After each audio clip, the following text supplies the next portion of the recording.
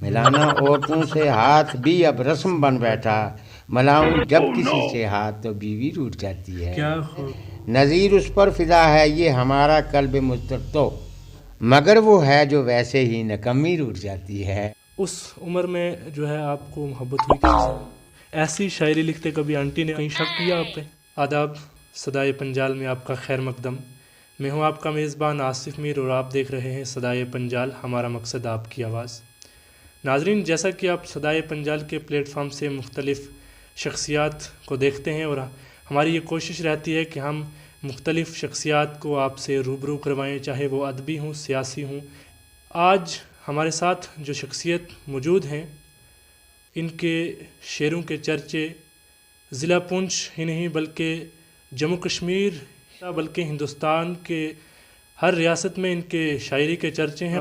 میرے ساتھ آج موجود ہیں الحاج نذیر بٹی صاحب، جو ضلع پونچھ کے سرحدی گاؤں کھڑی کرماڑا سے جن کا تعلق ہے، اور اس سرحد پہ رہ کے بھی انہوں نے اردو سے، گوجری سے، پہاڑی سے اور پنجابی سے ایسی محبت کی ہے کہ ان کے شعر آج بھی دنیا بھر میں پڑھے جا رہے ہیں، اور انہوں نے دنیا بھر میں جو ہے مشاعرے پڑھے ہیں، ہندوستان کے ہر کونے میں جا کر انہوں نے مشاعرے پڑھے ہیں، ان کی شاعری کے چرچے ہیں۔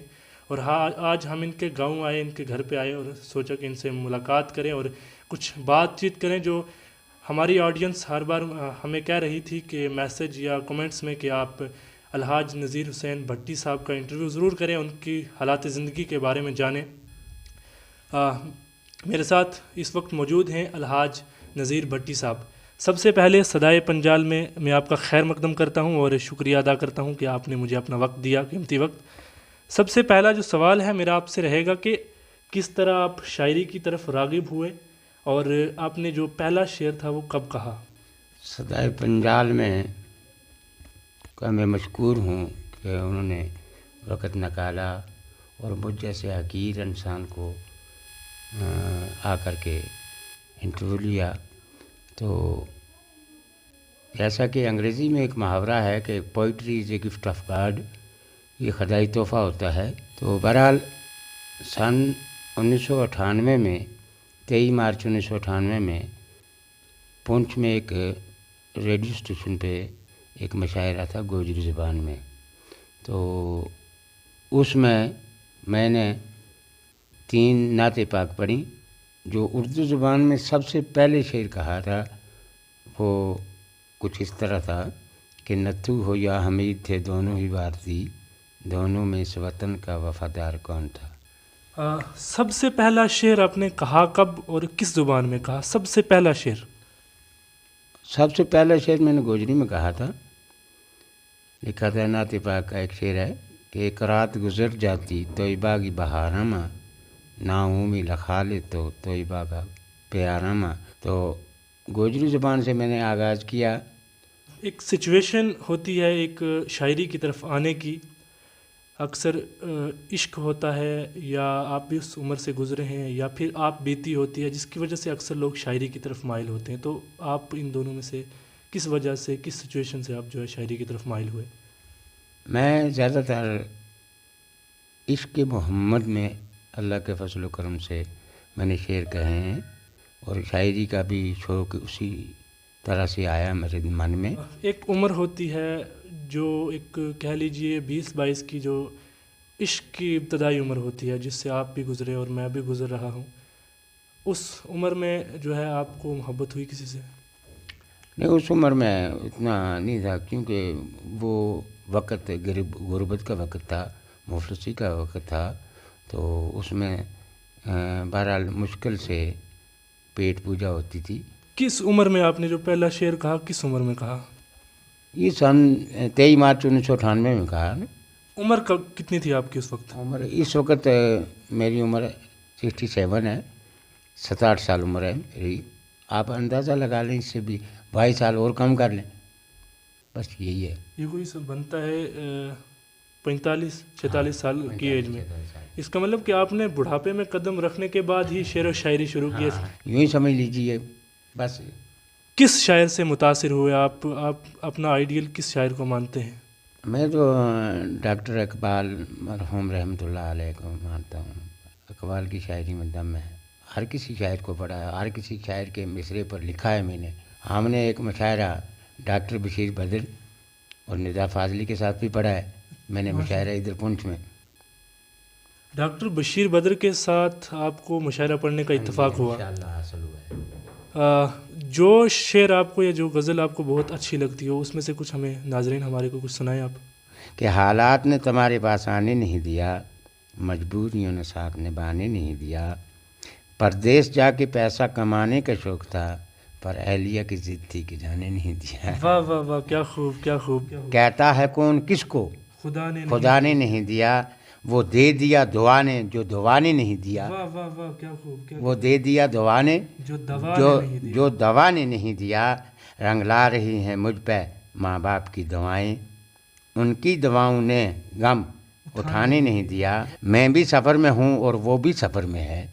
میں بھی سفر میں ہوں اور وہ بھی سفر میں ہے، اس کا پتہ سفر میں ہوا نے نہیں دیا. آپ کی شاعری سننے سے ایسا لگتا ہے جیسے کہ کوئی 22 سال کا نوجوان شاعری کر رہا ہو. آج ایسی شاعری لکھتے کبھی آنٹی نے شک کیا آپ پہ؟